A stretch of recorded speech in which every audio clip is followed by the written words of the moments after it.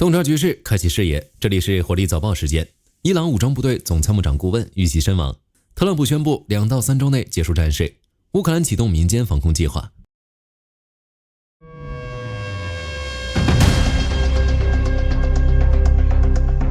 伊朗伊斯兰革命卫队证实，伊朗武装部队总参谋长顾问艾哈吉在美国与以色列的联合袭击中遇难，一同身亡的还有他的多名家属。艾哈吉的身份颇为特殊，他不只是总参谋长顾问，还兼任武装部队总参谋部预算与财政事务负责人。早在2025年2月，美国财政部就已将他列入制裁名单，指控他参与了一个将伊朗原油运往海外的国际网络。然而在艾哈吉身亡后，伊朗的反应与以往截然不同，没有铺天盖地的报复宣言，也没有高呼清算血债。在革命卫队发表的唁电中，仅仅称赞艾哈吉为增强伊朗国防力量做出了贡献。与此同时，德黑兰释放出来的是结束战争的和解信号。伊朗总统佩泽希奇扬在与欧洲理事会主席科斯塔的通话中明确表示，伊朗有结束战争的必要意愿，但是他也给出了前提条件，即对方必须满足伊朗此前提出的诉求，特别是做出不再侵略的必要保证。这足以证明，在经历1个月的高强度打击后，伊朗已经认识到与美以硬碰硬绝非明智之举，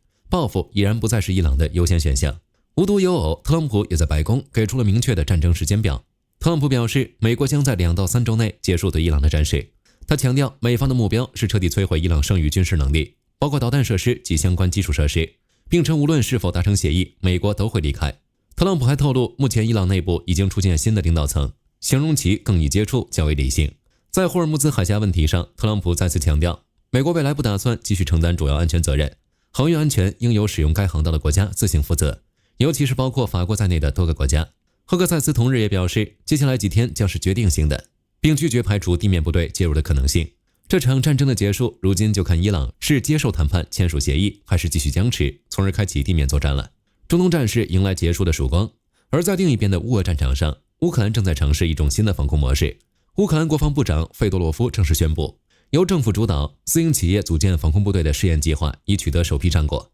在哈夫科地区，一家参与项目的企业成功击落了多架俄军无人机，包括见证者在内。他们使用的装备主要是天空哨兵自动防空炮塔，配备人工智能，无需人工干预，就能自动探测、锁定和摧毁目标。除了已经投入实战的这一家企业之外，另外还有13家企业加入该计划，处于训练和部署阶段。这些企业防空单位被纳入乌克兰空军统一指挥体系，在保护关键基础设施的同时，协助国家拦截俄军低成本无人机。这种统一运作的模式能够确保乌克兰在不抽调前线兵力的情况下，快速扩大防空能力。今天的早报到这儿就结束了，后续结果如何，火力军将持续关注，下期见。好的，各位观众朋友们，我们频道一直在聊真实的军事资讯和武器装备，后台也经常有朋友问，有没有值得推荐的入门级模型？今天就和大家分享一款近期接触到的产品。首先，它的外形还原度做得相当不错，比例准确，武器上的一些关键细节和标识也都有体现，材质也说得过去，拿在手上有不错的分量感。其次，它具备一定的可动性，对于理解基础操作原理有一定帮助，让它不仅是个静态摆件。综合它的做工和可玩性来看，价格确实比较亲民。对于想入门模型收藏，或者单纯想在桌上贴一个摆件的朋友来说，是一个性价比很高的选择。